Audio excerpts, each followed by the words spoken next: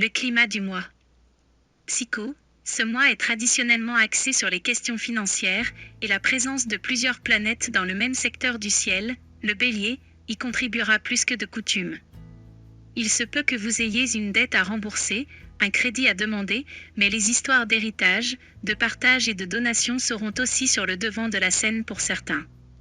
Ce climat était déjà très présent fin mars, il sera réactualisé pendant la semaine du 15, qui verra une discussion musclée à ce propos. Pratique, Mars occupant le Bélier jusqu'au 20, vous vous ferez certainement du souci pour des questions financières. Vous aurez du mal à imposer vos volontés, car les autres ne feront aucun effort. Par ailleurs, on pourrait vous demander d'être plus productif dans votre travail. Vous vous exécuterez. Jusqu'à un certain point. La conjoncture économique peut en effet avoir une influence sur votre activité et vous aurez quelques difficultés à atteindre vos objectifs. Vie quotidienne. Travail, Mercure étant encore opposé à vous jusqu'au 14, il y aura probablement des rivalités avec certains collègues, employés ou confrères. Vous aurez le plus souvent l'impression d'être obligé de faire profil bas et cela vous agacera au plus haut point.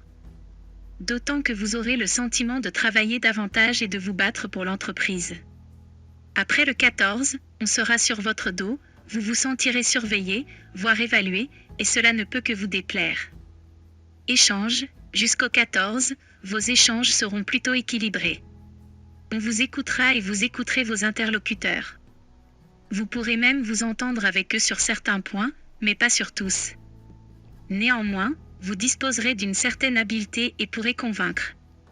Après le 14, les échanges seront un peu moins faciles, vous aurez affaire à des gens hermétiques et bornés. Plus vous chercherez à les convaincre, plus ils seront inflexibles. Sentiments.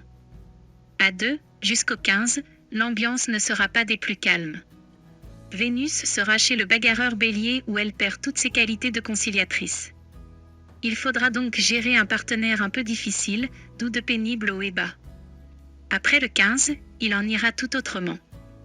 Vénus sera en bonne harmonie avec vous et vous retrouverez une ambiance plus calme, plus lisse. Et surtout, vous serez de nouveau en confiance avec l'autre. Célibataire, si vous faites des rencontres avant le 15, elles auront surtout un caractère physique. Vous serez attiré par quelqu'un, ressentirez du désir, mais le cœur n'y sera pas et cela ne durera pas. Après le 15, vous vous sentirez différent et aurez davantage confiance en vous. Vous dégagerez même une séduisante assurance. Profitez-en pour charmer, car cela ne durera pas très longtemps.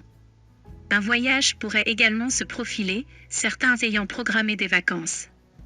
En aparté. Si vous êtes né vers les 3 et 4 septembre, vous êtes toujours le favori de Saturne et de Pluton, une configuration qui sera activée en fin de mois par l'entrée du Soleil en Taureau. Vénus occupera également ce signe, c'est donc le pouvoir de l'amour qui sera au premier plan. L'amour à deux ou celui qui unit les parents à leurs enfants, même grands. Attention à ce que vos sentiments ne soient pas trop exclusifs. La meilleure semaine du mois. Celle du 22 sera particulièrement dynamique pour les natifs d'août. Le Soleil sera conjoint à Mars et ces deux planètes de feu vous donneront un tonus d'enfer. Si vous partez en vacances et pratiquez un sport, vous aurez la chance de gagner quelques petites compétitions.